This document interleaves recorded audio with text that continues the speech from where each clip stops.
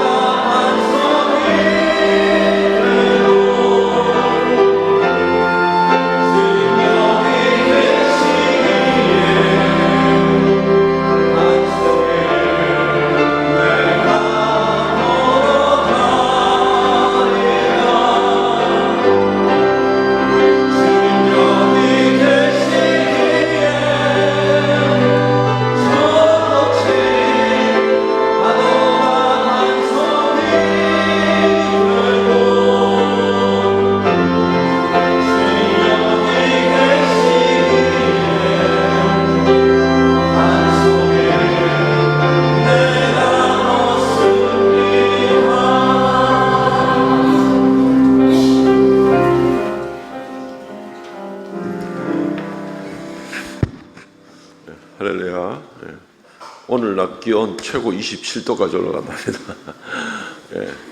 이 컨트롤 잘 하시고 열 올리지 마시고 시간이 되었습니다. 묵상 기도 드림으로 주일 1부 예배 시작하겠습니다.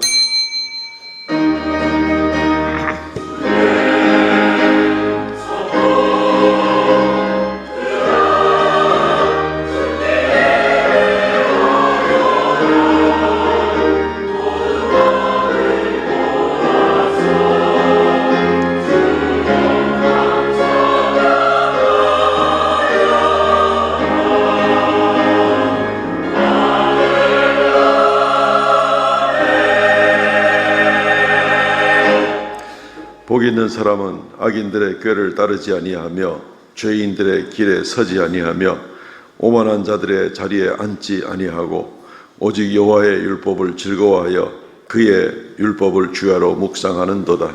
그는 시냇가에 심은 나무가 철을 따라 열매를 맺으며 그 잎사귀가 마르지 아니함 같으니 그가 하는 모든 일이 다 형통하리로다. 주 하나님,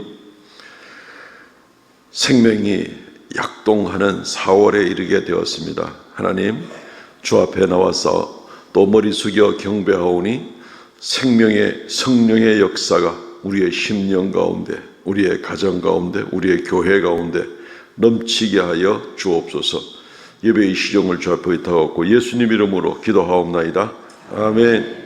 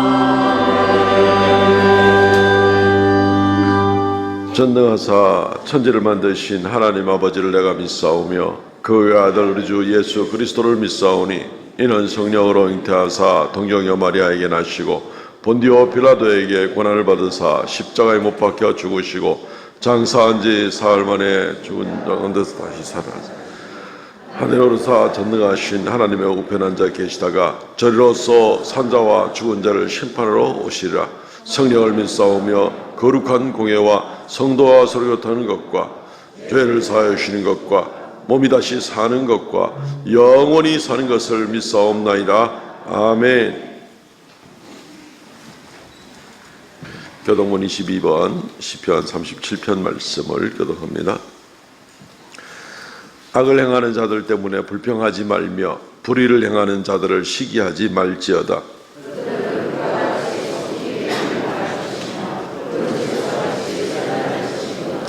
여호와를 의뢰하고 선을 행하라. 땅에 머무는 동안 그의 성실을 먹을거리로 삼을지어다.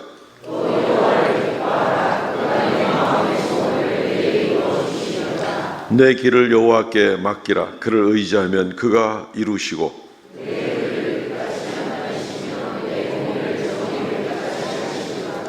여호와 앞에 잠잠하고 참고 기다리라.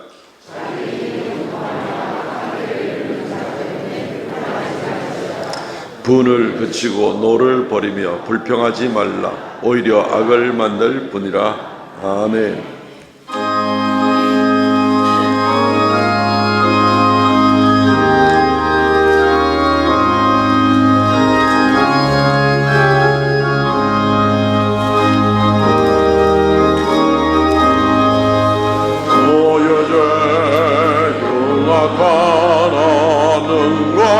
지겠네. 너의 죄 용악하나 눈과 같이겠네. 죄의 미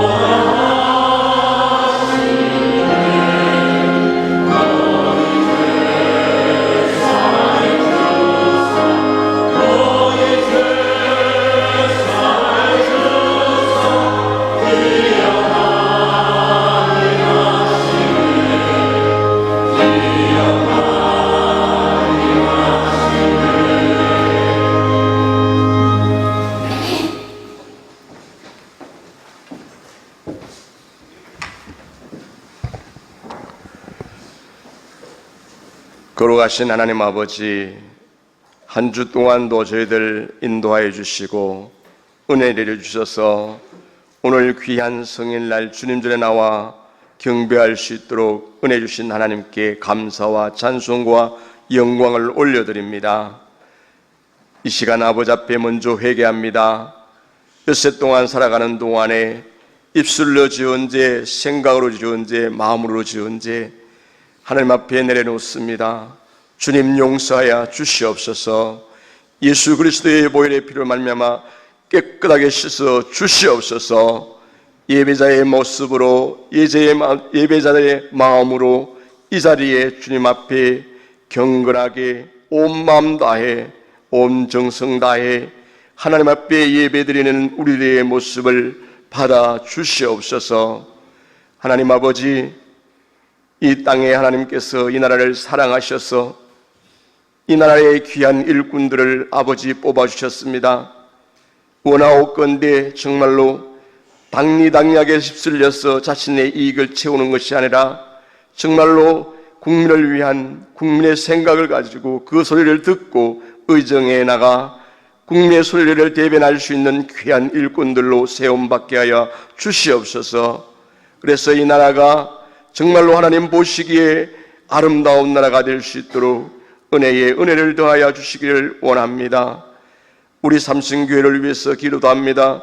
하나님, 우리 삼성교회를 사랑하시고 늘 인도하시는 하나님, 담임 목사님을 붙들어 주시고 담임 목사님의 중심으로 이 교회가 하나님 보시기에 아름다운 교회로 섬길 수 있도록 하나님 한마음 한뜻으로 섬길 수 있는 교회가 되게 도와 주시옵소서. 하나님 아버지, 또한 기도합니다. 하나님, 우리 삼성교회에 속하 있는 성도님들 한 분 한 분 하나님 기억하여 주시고 하나님 앞에 기도의 제목들 내려놓고 기도할 때마다 하나님 은혜의 길로 말씀 들고 기도하는 그 기도를 하늘에 상달되는 놀라운 은혜가 있게 하여 주시옵소서. 많은 이들이 기도의 제목을 들고 나와 하나님 앞에 기도할 때에 응답받는 귀한 은혜가 넘치게 도와 주시옵소서. 마음은 원해노되 육신이 약하여 넘어지고 쓰러질 때마다 주님 일으켜 세워 주시옵소서. 가정에 일어나는 모든 문제들을 하나님 관찰하시고 하나님 은혜 가운데서 아름답게 하나님의 뜻 가운데서 이루어지기를 간절히 원하고 기도합니다. 사랑과 은혜가 충만하시고 자비로우신 하나님 아버지, 우리가 이 땅 위에 살아가는 동안에 주님의 말씀 안에 살아간다 하면서도 넘어지고 쓰러지며 하나님 말씀 밖으로 떨어질 때가 너무나 많사오니 주여 우리들에게 성령 충만함을 더 입혀 주시옵소서. 성령 하나님께서 역사하여 주시고 성령 하나님께서 이끌어 주시고 인도하여 주셔서 언제 어디 있으나 우리들이 깨닫는 지혜로 말미암아 깨닫는 말씀을 통해서 새롭게 일어서서 주님 앞에 나올 수 있도록 은혜에 은혜를 더하여 주시기를 원합니다. 하나님, 또한 월요일부터 우리 동부노회가 이곳에서 열려집니다. 하나님 함께하여 주시옵소서. 정말로 우리 동부노회가 아름답게 성장할 수 있게 하시며 귀 교회마다 모든 문제들이 하나님 뜻 가운데서 아름답게 잘 이루어나갈 수 있도록 아버지 그 모든 일 위에 하나님의 은혜가 넘치게 도와주시고, 또한 하나님 아버지여 연합회 일들도 이곳에서 이루어집니다. 하나님 원하옵건대 하나님의 뜻 가운데서 잘 이루어지게 하시고 무사히 아버지 하나님께 영광 돌릴 수 있는 연합회가 될 수 있도록 도와주시옵소서. 하나님, 또한 이 시간 간구합니다. 이 시간도 아버지여 예배를 돕는 손길을 주께서 축복하여 주시고 봉사하는 손길들 하나님 은혜 내려 주시기를 원합니다. 그 마음속에 참된 평안을 허락해 주시옵시고 정말로 아버지 여호수아와 갈렙 같은 아름다운 믿음으로 섬길 수 있도록 은혜에 은혜를 더하여 주시옵소서. 믿음 없이는 하나님을 만날 수 없고 믿음 없이는 아버지 하나님이여 울리는 갱가리가 된다고 했사오니 주님 앞에 먼저 나와 말씀과 찬양과 기도로 통해서 은혜 받고 믿음을 안에서 살아갈 수 있는 우리 성도님들 다 되게 도와 주시옵소서. 아버지 하나님, 이 시간 하나님께 찬양을 올려드립니다. 호산나 찬양대에 받으시고 의방하여 주시며 아버지 수고하는 종들을 축복하여 주시기를 간절히 소원하옵고 감사하오며 예수님 이름으로 기도드리옵나이다. 아멘.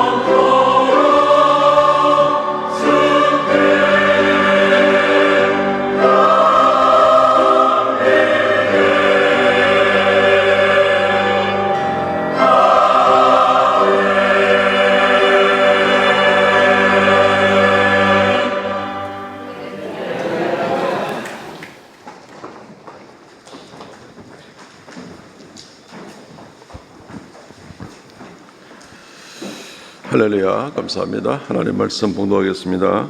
마태복음 5장 1절로 12절 말씀 봉독하겠습니다. 예수께서 무리를 보시고 산에 올라가 앉으시니 제자들이 나온지라 입을 열어 가르쳐 이르시되 심령이 가난한 자는 복이 있나니 천국이 그들의 것이며 애통하는 자는 복이 있나니 그들이 위로를 받을 것이며 온유한 자는 복이 있나니 그들이 땅을 기업으로 받을 것이며 의에 줄이고 목마른 자는 복이 있나니 그들이 배부를 것이며 긍휼히 여기는 자는 복이 있나니 그들이 긍휼히 여김을 받을 것이며 마음이 청결한 자는 복이 있나니 그들이 하나님을 볼 것이며 화평하게 하는 자는 복이 있나니 그들이 하나님의 아들이라 일컬음을 받을 것이며 의를 위하여 박해를 받는 자는 복이 있나니 천국이 그들의 것임이라. 나로 말미암아 너희를 욕하고 박해하고 거짓으로 너희를 거슬러 모든 악한 말을 할 때에는 너희에게 복이 있나니 기뻐하고 즐거워하라. 하늘에서 너희의 상이 큼이라. 너희 전에 있던 선지자들도 이같이 박해하였느니라. 아멘. 복 있는 사람이라는 제목으로 말씀을 나누겠습니다. 팔복 다시 1이라고 이렇게 붙인 것은 앞으로 한 2주 정도 더 팔복 8가지 복을 좀 간략하게 줄여서 한 3주 만에 한번 좀 살펴보고자 합니다. 이 본문은 우리가 한 5, 6년 전에 매주마다 팔복에 하나씩 묵상하며 주일 낮에 설교를 했던 본문이기도 합니다. 마태복음을 강해를 이제 시작을 하면서 또 이 본문을 뛰어넘을 수는 없고 그렇지만 또 너무 길게 나가게 될까봐 조금씩 줄여서 한 3주 만에 팔복을 다 좀 살펴보려고 합니다. 복 있는 사람, 세상에서 제일 복이 많은 사람이 누굽니까? 세상에서 제일 복이 많은 사람. 며칠 전에 우리 22대 국회의원 선거가 끝났죠. 어떤 사람은 국회의원에 당선이 됐다고 좋아서 아주 큰 승리감을 맛보게 되었을 거고, 어떤 분은 4월 10일 밤에 참 이래 고통의 쓴맛을 보았을 것 같습니다. 이 세상의 행복이라고 생각을 하겠죠. 적어도 그 시간은. 또 잠시 누리는 거긴 하지만, 잠시 누리긴 하는 거지만, 그렇지만 그래도 그걸 행복이라고 생각을 하게 될 겁니다. 4년짜리 행복인데도 물론 그 4년이 다 꽉꽉 행복으로 채워지는 것도 아니겠죠. 이제 5월 30일 되면 그때부터 또 싸움판으로 들어가야 될 이 새로운 이 국회의원들이 이 일을 시작하는 게 5월 30일부터니까 그때부터는 또 난리가 나겠지만 어쨌든 행복이라고 생각할 수 있습니다.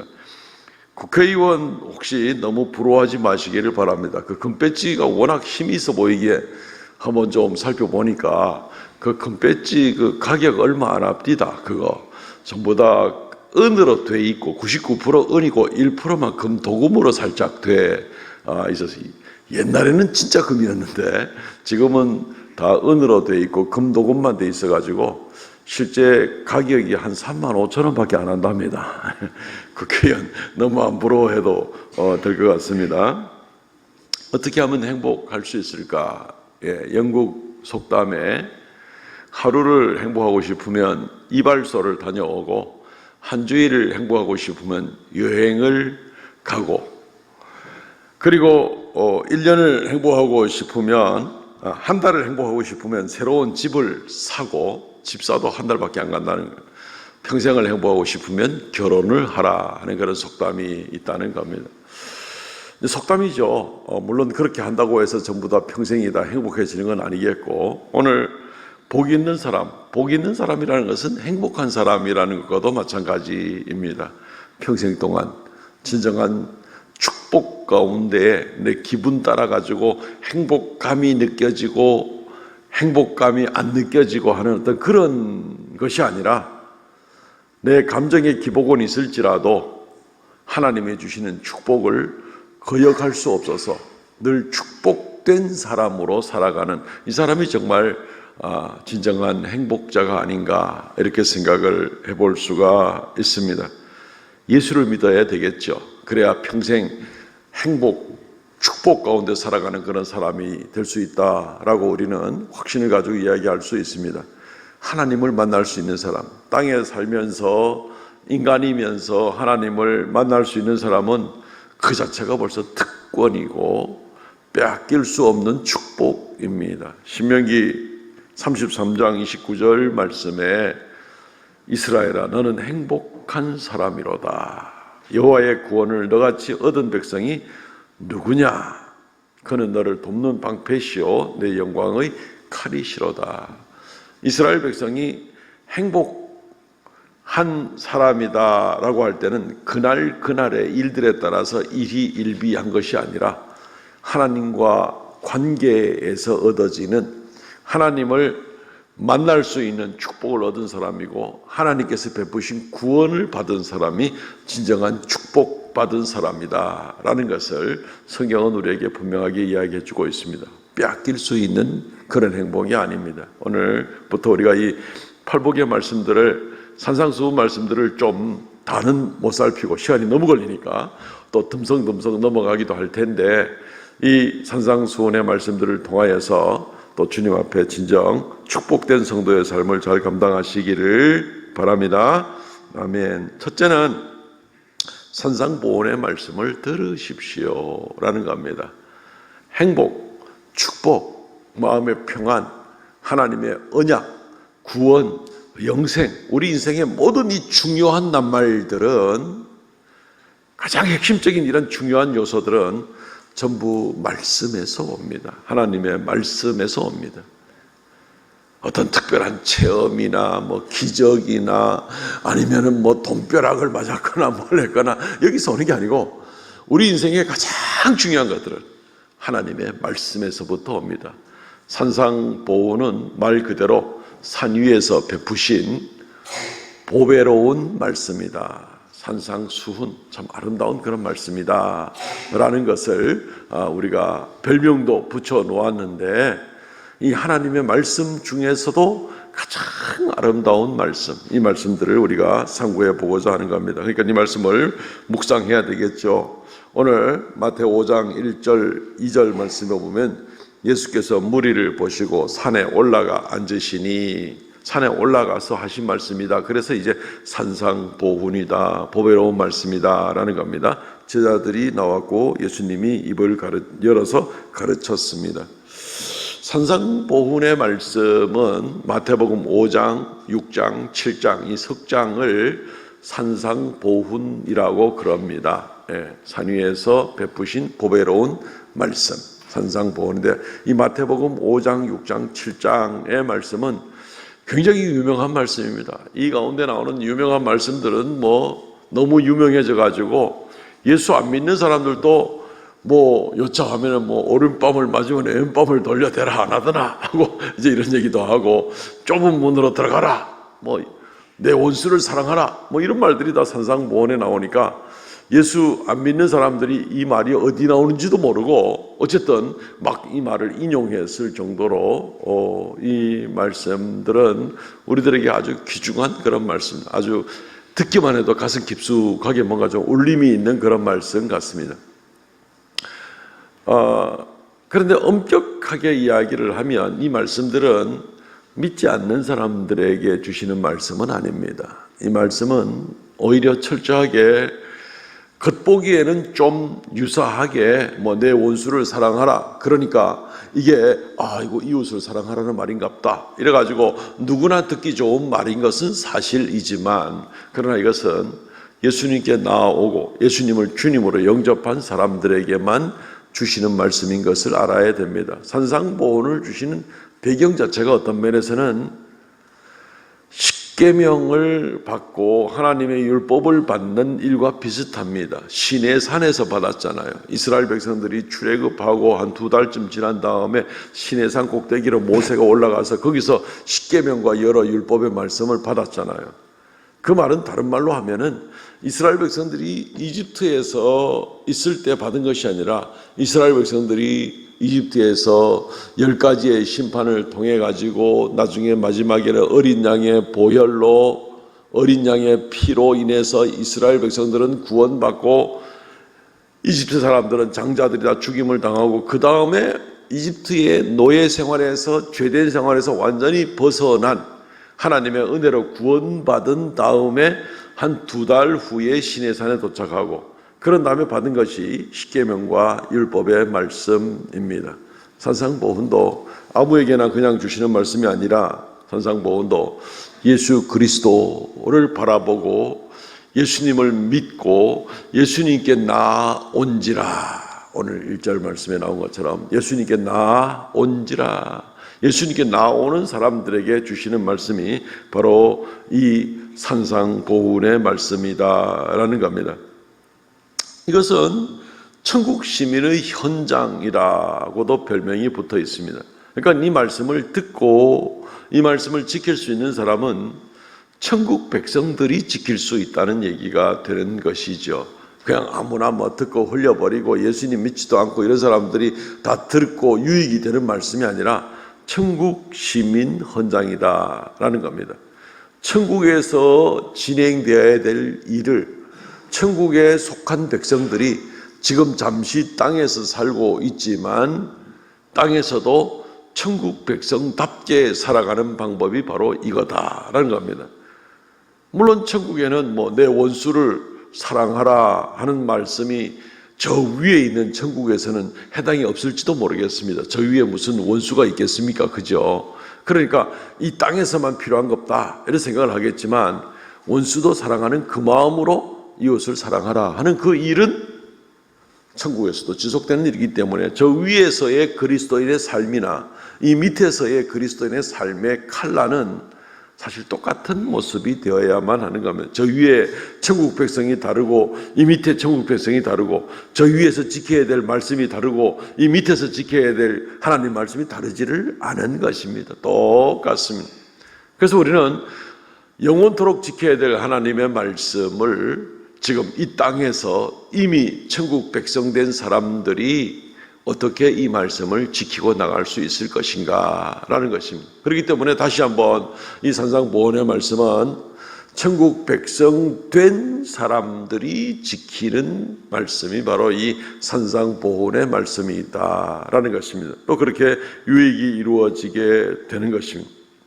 산상보훈이 시작하면서 팔복으로 시작되는 거죠. 오늘 예배 시작하면서 시편 1편에 복이 있는 사람은 하는 구절을 읽어드리면서 묵상하면서 오늘 예배를 시작을 했는데 신약 성경에 마태복음을 열면서 또 이 산상보훈이 시작되면서 팔복으로 시작이 됩니다. 마태복음 5장, 6장, 7장의 이 보배로 말씀 가운데 주님은 축복의 문을 먼저 여시고 우리에게 팔복의 말씀을 주시고자 하는 것입니다.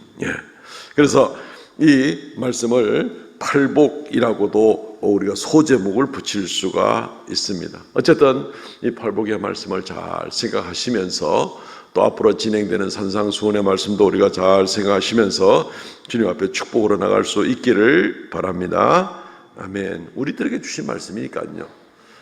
두 번째, 팔복 중에서는 첫 번째인데 심령이 가난한 자는 복이 있나니, 오늘 이 말씀으로부터 시작을 하고 있습니다. 심령이 가난한 자는 복이 있나니, 이 18가지의 축복의 구조를 한번 잘 보면 사실 말만 이렇게 저렇게 바꾸었지 전부 다 천국을 소유하는 것에 대해서 이야기를 하고 있습니다. 문자적으로는 첫 번째 복과 마지막 8번째 복이 천국이 저희 것임이라 라고 되어 있지만 사실 두 번째부터 7째 번까지 나오는 위로를 받을 것입니다. 또 땅을 얻을 것입니다. 하나님을 볼 것입니다. 이런 것이 전부 다 하나님의 기업을 얻고 하나님을 만나고 하는 다 하나님의 위로를 받고 이런 부분이기 때문에 전부 다 천국 백성들은 이러한 은혜를 받아 누리게 된다라는 말을 여러 가지 말로 다양하게 이렇게 표현을 해놓은 것이라고 볼 수가 있습니다. 어쨌든 심령이 가난한 자는 복이 있나니 천국이 저희 것입니다. 우리 성도님들 전부 다 천국을 소유한 성도들 되십니까? 아멘. 네, 아멘. 내 모르겠다. 천국이 어디 있는지 내 속에 있는지 밖에 있는지 천국을 갖다가다가 너무 애매모호하게 생각하지 마시고 천국을 여러 가지 모양으로 표현할 수가 있게 되겠지만 몇 주 전에 한번 설교 시간에 천국이 어디 있습니까? 라는 질문을 던져놓고 여러분들에게 설교 시간에 대답을 해드린 적이 있습니다. 천국은 우리 심령 가운데 있습니다. 천국은 우리의 가정의 삶의 현장에 있습니다. 천국은 우리의 예배의 현장에 있습니다.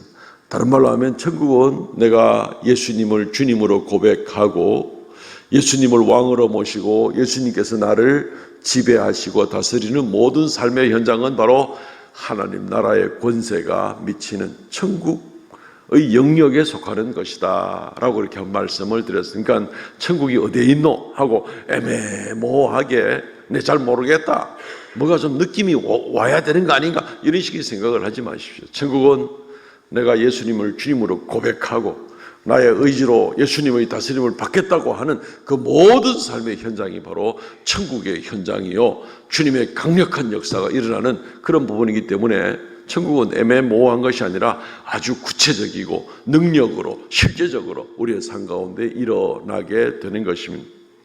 어쨌든 심령이 가난한 자에게 이런 놀라운 천국에 사는 역사가 일어나게 된다고 말씀을 하고 있는 것입니다.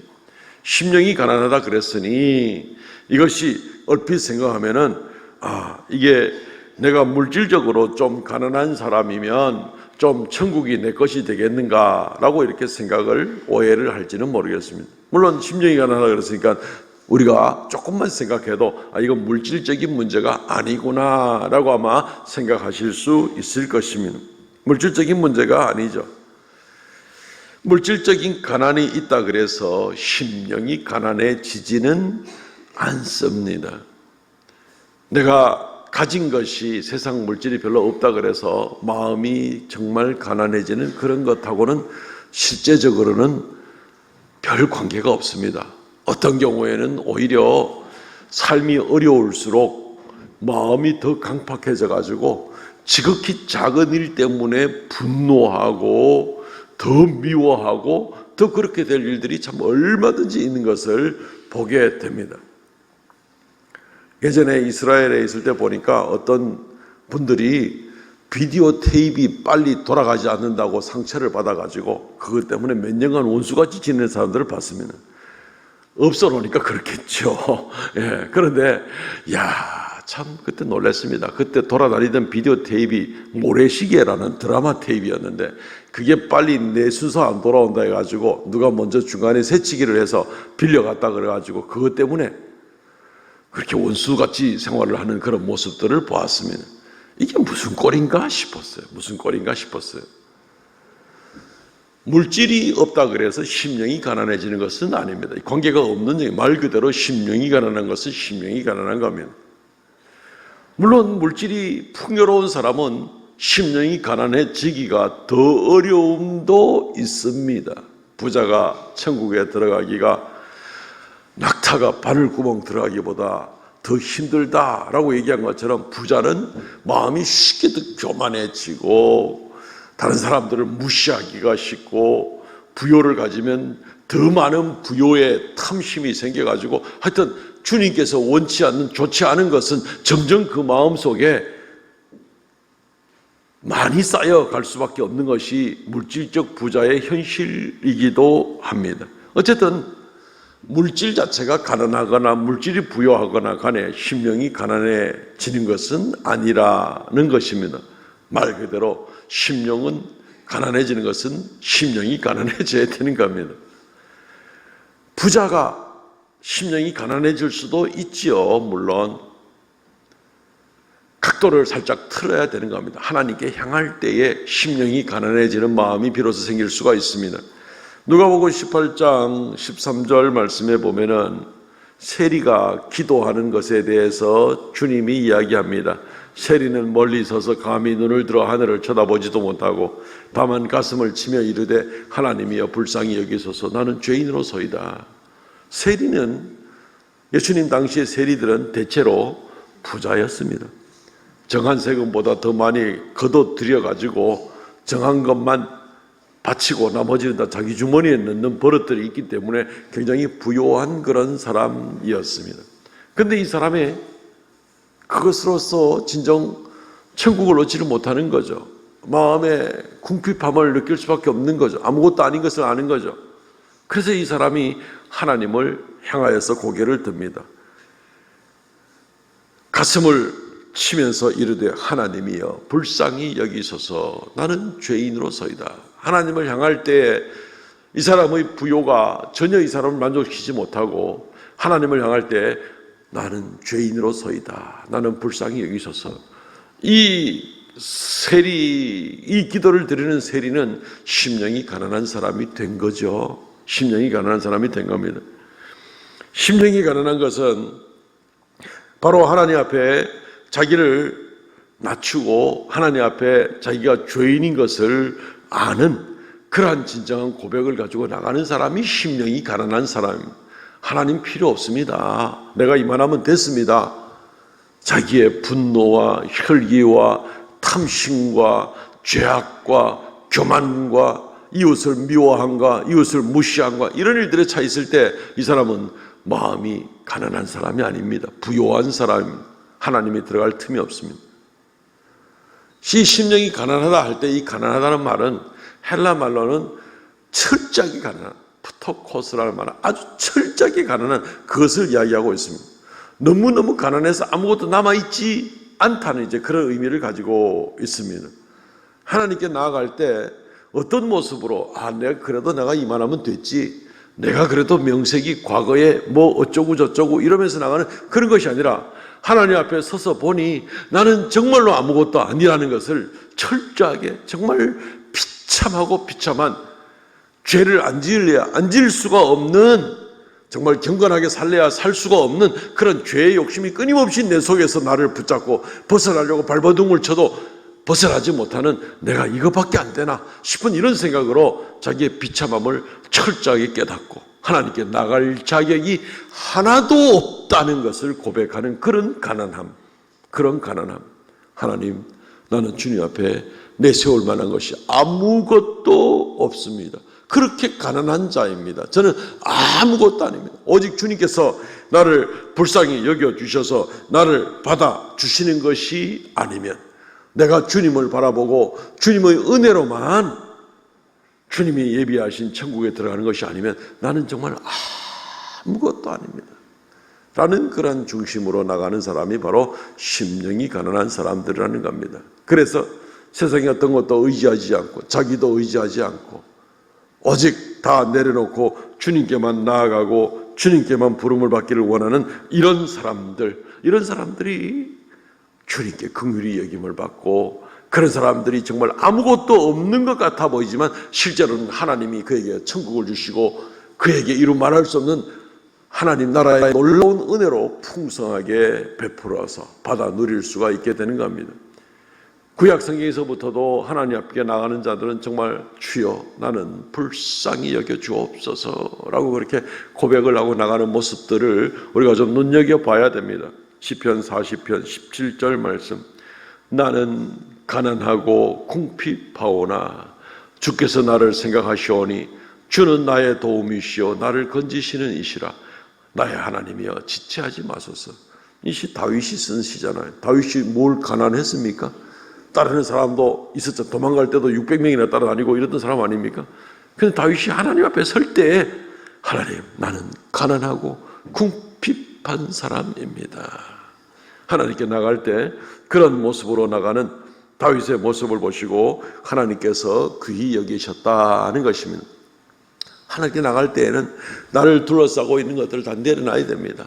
옷도 또 마음에 교만하고 내세울 만한 소유도 또 눈에 보이는 번쩍거리는 것도 다 내려놓고 오직 마음으로 하나님만 바라보는 그런 모습이 있어야 되는 겁니다. 전에 그런 예화가 있습니다. 사람들이 알프스 산을 이제 등산을 하려고, 알프스 산맥의 한 봉우리를 등산을 하려고 이제 하는데 해발 3,000m 이상 되는 데 아닙니까? 그죠? 예. 그래서 이제 버스에서 내렸습니다. 그래서 등산 가이드가 이제 그런 얘기를 합니다. 자, 여러분들 웬만한 짐들은 다 차에 내려놓으시고 가벼운 마음으로 올라갑시다. 사람들은 저 산꼭대기까지 올라가려면 뭐 며칠 걸리는데 그냥 뭐 잔뜩 가져가야지 이래가지고 말을 듣지 않고 잔뜩 가지고 올라가더랍니다. 근데 올라가다 보니까 이제 한 무리가 올라가다 보니까 처지는 사람도 있고 주저앉는 사람도 있고, 그래도 차이가 나더니만 한참 올라가더니만은 여기저기에 사람들이 가지고 올라가는 담요 잎을 흩어져서 떨어뜨려 놓고 가고, 좀 더 올라가니까 사람들이 술병 떨어뜨려 놓고 가고, 그리고 좀 더 올라가니까 사람들이 먹을 음식들이 버려놓고 가고, 좀 더 올라가다 보니까 사람들이 카메라도 다 버려두고, 제일 꼭대기 올라가 보니까 사람들이 별로 가지고 올라온 거 없는데 행복감을 누리더라 하는 이제 그러한 예화가 있습니다. 충분히 우리가 인정할 만한 그렇겠구나 싶은 겁니다. 하나님께 나아갈 때 우리를 둘러싸고 있는 모든 것들 다 내려놓고 정말 하나님 앞에, 신 앞에 단독자로 선 나 자신의 모습이 어떤 모습인가를 좀 내놓고 생각하는 것이 좋습니다. 교만도 자랑도 욕심도 다 버리고 주님만 사모하고 나가는 사람, 주님 아니면 안 된다고 하는 사람, 주님 밖에는 내가 주님께 나갈 때 내세울 만한 것이 하나님 아무것도 없는 그러한 가난한 사람이라는 것, 비참한 사람이라는 것, 주님이 불쌍히 여겨주시지 않으면 안 된다는 것, 이것만 가지고 나가는 사람, 그 사람이 심령이 가난한 사람입니다. 여러분들 아까 천국을 소유했습니까? 그래서 아멘 하고 대답했습니다. 심령이 가난함으로 이 천국을 계속 소유하고 하나님께 나가는 그런 귀한 성도들 되시기를 바랍니다. 두 번째 복은 애통하는 자는 복이 있나니 라고 이렇게 되어 있습니다. 팔복 중에 두 번째입니다. 애통하는 자는 복이 있나니 그들이 위로를 받을 것이며, 애통하는 자가 복이 있다는 얘기는 말 그대로 애통하는 겁니다. 슬퍼하고 우는 겁니다. 이 울음은 언제 우는가 하면은 내 힘으로 더 이상 어쩔 수 있는 것이 아니라는 것. 뭐 사랑하는 가족 중에 누가 먼저 세상을 떠났을 때 돌이킬 수가 없으니까 그때 애통하고 애가를 부르는 거죠. 슬퍼하며 가슴을 치며 아파하는 것입니다. 상황을 회복시킬 수가 있는 것이 아닌 것을 고백하는 겁니다. 이때 애통하고 우는 것입니다. 내가 왜 이렇게 살았을꼬? 내가 왜 죄 가운데 이렇게 머물러 살고, 왜 나는 여기서 벗어나지 못하고 이렇게 추한 모습으로 맨날 유혹을 받고 이렇게 살아갈꼬 하면서 애통하고 죄 때문에 슬퍼하며, 하나님의 자녀라 하면서도 죄에 매여 있는 자신을 보면서 슬퍼하고 애통하는 그런 모습으로 하나님께 나가는 것을 보게 되는 겁니다. 주님이 울라고 얘기를 하고 있습니다. 우는 것도 뭐 온갖 종류의 울음이 있겠지만 한 두세 가지만 간단하게 생각을 하면 자신을 위해서 먼저 울어야 됩니다. 말씀드렸듯이 자신의 죄 때문에 울어야 됩니다. 내가 이 모양밖에 안 되나? 하나님 앞에 내가 이렇게 뭐 자꾸 다른 사람 비교를 하다 보니까 뭐 내가 그래도 뭐 이 정도 자꾸 그런 엉뚱한 생각을 하고 있는데 그 아무 소용이 없는 생각이고, 하나님 앞에만 설 때에 하나님 앞에 비춰진 자신의 모습을 보게 될 때 애통하고 애통할 수밖에 없는 그런 모습들입니다. 그래서 자기를 회개하고, 애통하는 것은 가슴을 찢는 겁니다. 애통하는 것은 회개하는 겁니다. 자기를 회개하고 하나님께 나아가는 것입니다. 그리고 분투하고 싸우는 겁니다. 그럴 때 마지막에 하나님께서 우리를 완전한 성화에 이르게 하실 때에는 애통하는 복이 있나니 저희가 위로를 받을 것이며, 주님 앞에 설 때 그래 죄와 맞상대 싸운다고 참 수고 많았다. 너의 모든 수고와 그 마음속에서의 고통과 그것을 내가 잘 안다. 이제는 다시는 죄의 유혹과 더 이상 슬퍼하는 것과 이런 일이 있지 않겠다라고 얘기를 하는 겁니다. 물론 이 애통하는 것은 육체적인 환경적인 그 위로 말할 수 없는 고통 때문에 하나님께 울부짖으며 나가는 그런 애통도 포함이 되겠죠. 그런 것마저도 주님께서 나중에 위로하신다 하는 측면에서는 우리의 심적인 영적인 것과 우리의 환경적인 또 그리스도를 끝까지 쫓아가는 일 때문에 당하는 그런 고난과 이런 것 때문에라도 당하는 그러한 고통들을 주님이 다 위로해 주는 영육 간의 모든 위로가 임하는 것을 볼 수 있기 때문에, 그렇지만 애통하지 않고 어떤 일이든지 간에라도 그냥 뭐 믿음을 버리고 쉽게 악한 마음으로 달려가고 이런 사람들은 애통하지 않겠죠. 끝까지 주님의 길을 쫓아가느라고 애통하고 참고 주님만 그럼에도 불구하고 바라보고 이런 것이 굉장히 아픔으로 다가오게 될 때 주님께서 영육간의 위로를 주신다는 겁니다. 계시록 21장 4절 모든 눈물을 그 눈에서 닦아주시니 다시는 사망이 없고 애통하는 것이나 곡하는 것이나 아픈 것이 다시 있지 아니하리니 처음 것들이 다 지나갔습니다. 모든 것들을 주님께서 다 회복시켜 주시고 위로해 주시는 그날을 맞이하게 될 거라는 겁니다. 아직까지는 싸우고 나아가고 참고 나아가고 주님만 바라보고 나아가고 슬픔도 부여잡고 나아가고 그러나 두려워하지 말라는 겁니다. 주님의 위로하심이 반드시 임하게 될 것이기 때문에 그렇습니다. 또한 주님은 우리 보고 울라라고 얘기하면서 이웃을 위하여 또 울어야 될 것을 우리에게 말씀해 주고 있습니다. 나만을 위해서 우는 것이 아니라 이웃을 위해서도 우는 것입니다. 사도 바울은 성도들을 양육할 때 눈물로써 그들을 양육한 일들을 성경에 기록을 하고 있습니다. 사도행전 20장 31절 말씀에 보면 그러므로 여러분이 일깨어 내가 3년이나 밤낮 쉬지 않고 눈물로 각 사람을 훈계하던 것을 기억하라. 나 자신의 영육간의 문제만 가지고 우는 것이 아니라 운다는 얘기는 진심인 거죠. 눈물에는 거짓이 없잖아요. 요즘 정치계에서는 저 사람이 흘리는 눈물이나 후회 같은 거는 악어의 눈물이다. 세상 사람들은 거짓된 눈물 그런 척 하는 것도 얘기하지만 그것은 그런 일각에 하는 그런 일들이고 그거 어쩌겠어요. 그러나 우리가 개인적으로 우리 자신을 진심으로 생각할 때 눈물에는 거짓이 없습니다. 눈물에는 거짓이 없습니다. 그래서 이웃을 위해서 눈물을 흘린다고 할 정도면 이웃을 위해서 정말 간절하게 기도하고 또 이웃을 위하여 수고하고 이웃에게 사도 바울은 말씀을 가르치고 눈물로서 진심으로서 애통하는 마음으로 다른 사람의 영혼과 다른 사람의 삶을 위해서 기도하는 그런 애통함도 포함이 되는 것입니다. 주님께서는 우리에게 사도 바울을 통하여 로마서 12장 15절 즐거워하는 자들과 즐거워하고 우는 자들과 함께 울라. 천국 백성들은 땅에서 그렇게 살라는 겁니다. 그냥 자기 혼자 정신없이 살아가는 그런 삶을 살지 말고 이웃을 가까이 하면서 이웃의 즐겁고 좋은 일은 같이 축복하고 같이 즐거워해주고 이웃의 아픔은 같이 나누면서 그렇게 살라는 겁니다.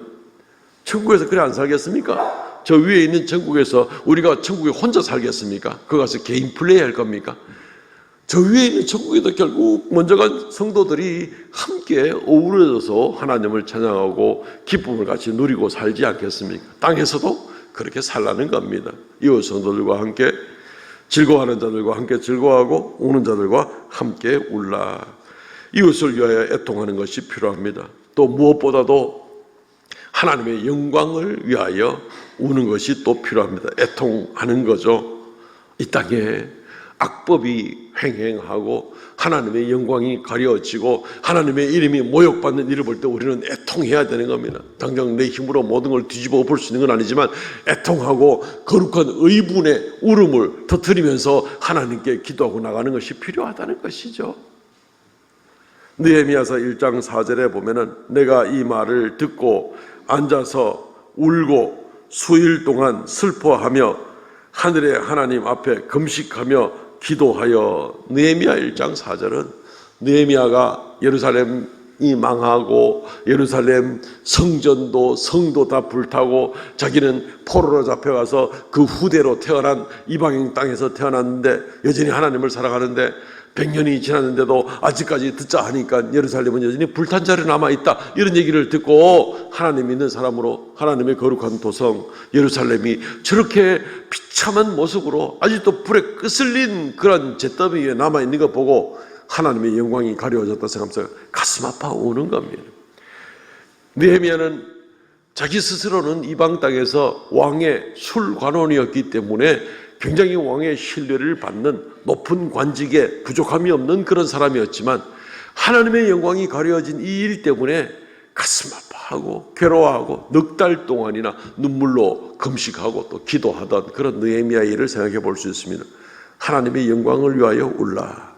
이 땅에서 이루어지는 모든 악한 일들 얼마나 이 세상이 정말 악한지 모르겠습니다. 왜 이렇게 세상이 악하게 변질됐는지 모르겠습니다. 하나님의 영광이 드러나지 않고 그리스도인들이 실족하는 모습과 또한 하나님의 말씀이 왜곡되거나 하나님의 말씀이 반성경적인 법들을 제정하려고 한다든가 이런 모습들을 보면서 정말 우리는 가슴 아파서 애통할 그럴 일들이 있는 겁니다. 성경에 보면은 다니엘 또는 에스라 또는 느헤미야 이러한 또 하박국 선지자 이런 사람들 전부 다 하나님의 공의가 이 땅에서 다 완전하게 이루어지지 않는 것 때문에 가슴 아파하고 예루살렘의 서기관들과 제사장들이 타락한 것 때문에 가슴 아파하고 예루살렘 멸망을 두고 예수님께서 예루살렘아 예루살렘아 하면서 눈물 흘리면서 우시고 하는 이런 이 하나님의 영광을 위하여 우리가 하나님의 자녀들이고 하나님의 백성들이면 당연히 아버지 하나님의 영광이 가리워지고 모욕을 받는 이 일에 대해서 우리가 가슴 아파해야 되지 않겠습니까? 울고 탄식하고 그렇게 해야 되지 않겠습니까? 그런 중심으로 있는 사람들은 복되다라는 겁니다. 하나님 앞에 선 자기 모습을 생각하면서 울고 이웃을 생각하면서 애통하고 그리고 하나님의 영광을 생각하면서 애통하고 가슴을 두드리고 기도하던 사람들은 주님께서 잘 살았다, 수고했다, 저희에게 위로가 있을 것이며 이루 말할 수 없는 놀라운 천국의 위로를 더하여 주실 것이며 라고 주님께서 팔복의 두 번째로 말씀을 하고 계시는 것입니다. 말씀을 맺겠습니다. 사랑하는 성도 여러분, 진정한 축복을 누릴 수 있으면 좋겠습니다. 땅에서 4년짜리 5년짜리 행복과 특권을 가지고 누리고 큰소리 치는 것 때문에가 아니라 우리에게 주시는 영원한 행복자들이요, 영원한 축복된 자들이 받아 누릴 그것을 우리가 분명하게 확인하고 이 팔복 가운데 하나하나 천국 백성으로 마땅히 이렇게 살아야 될 것을 생각하면서 또 이 말씀대로 지키고 나가면서 계속 천국을 누리시고 계속 주님의 축복 가운데 살아가시기를 주의 이름으로 축원드립니다. 아멘. 동서를 같이 한번 기도하겠습니다. 말씀을 생각하면서 하나님, 우리가 심령이 가난한 자, 애통하는 자가 되게 하소서 기도하겠습니다. 주 하나님 은혜를 감사합니다. 이 시간 아버지 앞에 팔복의 말씀을 가지고 묵상하면서 아버지 앞에 한 걸음 한 걸음 나아갑니다. 하나님 긍휼을 더하여 주시고 아버지께서 역사하여 주시고 우리의 심령을 새롭게 하여 주시기를 간절히 바라옵고 원하옵나이다. 아버지께서 도우시고 아버지 긍휼을 더하여 주시고 아버지 이루 말할 수 없는 주의 큰 사랑과 주의 큰 축복의 은혜로 우리를 변화시켜서 새롭게 하여 주시옵소서. 천국을 소유하고 누리고 하나님과 더불어 동행하며 행복자의 삶을 살아가는 귀한 역사가 우리에게 있게 하여 주시옵소서. 오 주 하나님, 우리를 불쌍히 여겨 주시옵시고 하나님 은혜 가운데 담대히 살아가는 역사가 있게 하여 주옵소서.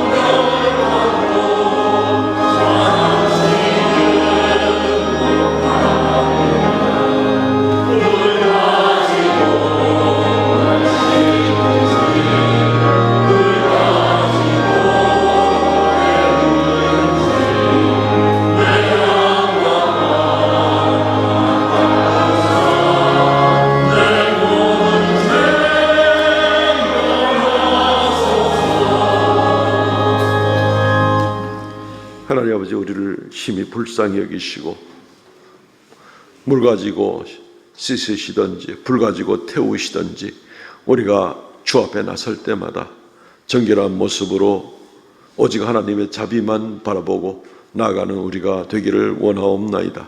심령이 가난한 자가 되게 하시고 애통하는 자가 되게 하시고 땅에서 주님과 더불어 동행하며 주께 영광 돌리는 천국 백성의 삶을 감당하게 하여 주옵소서. 이 시간 주의 말씀을 따라 11조의 예물 감사의 예물 정한 예물 올리오니 연락하여 주옵소서. 주의 영광 나타내 주옵소서.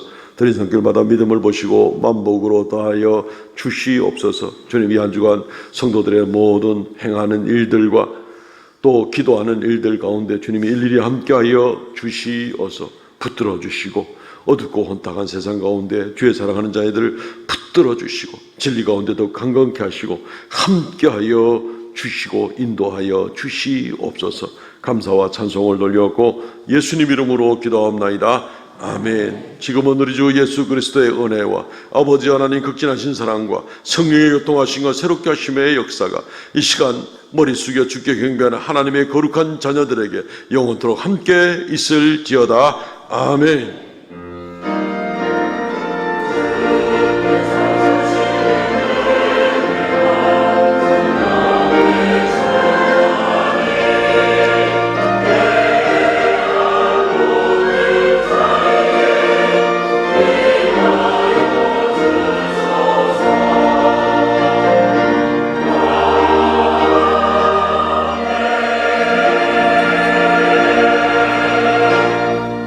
아멘. 예배를 마쳤습니다. 우리 성도의 교제 시간입니다. 네, 오늘은 전우자으로 인사하시면서 축복합니다. 축복합니다. 축복합니다. 팔복의 축복을 다 누리시기를 바랍니다. 축복합니다. 광고 말씀을 드립니다. 이번 주 읽을 말씀 마태, 마가, 누가복음입니다. 다음 주일 오후 예배는 일여전도의 헌신 예배로 드립니다. 말씀은 말씀교회 이상일 목사님께서 전해주십니다.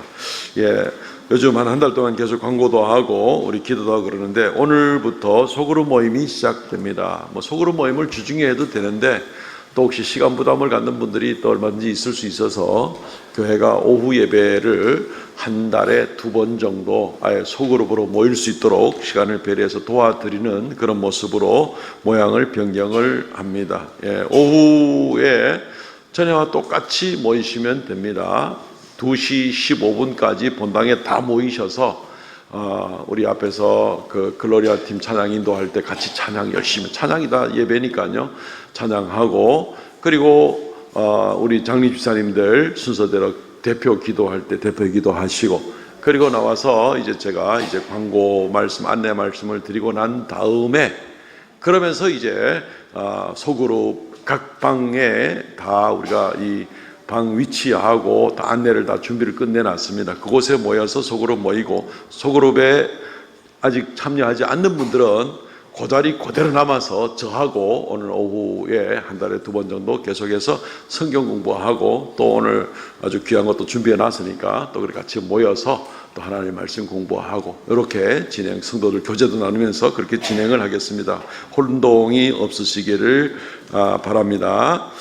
실버학교가 삼성 실버학교가 이번 주 목요일부터 개강을 합니다. 만 70세 이상이면 누구나 신청 가능합니다.